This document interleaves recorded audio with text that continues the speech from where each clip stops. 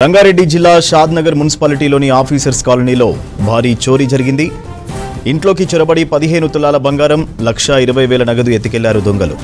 దీంతో పోలీసులకు ఫిర్యాదు చేశారు బాధిత కుటుంబ సభ్యులు.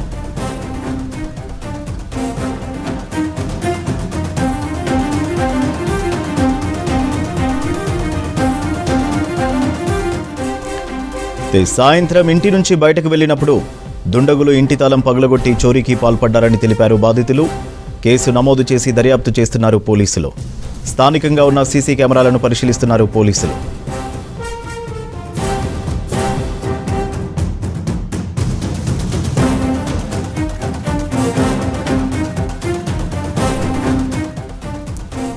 రంగారెడ్డి జిల్లా షాద్నగర్ మున్సిపాలిటీలోని ఆఫీసర్స్ కాలనీలో భారీ చోరీ జరిగింది.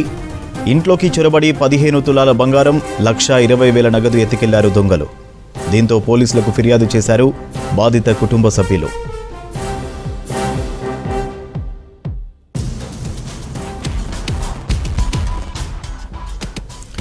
సాయంత్రం ఇంటి నుంచి బయటకు వెళ్లినప్పుడు దుండగులు ఇంటి తాళం పగలగొట్టి చోరీకి పాల్పడ్డారని తెలిపారు బాధితులు.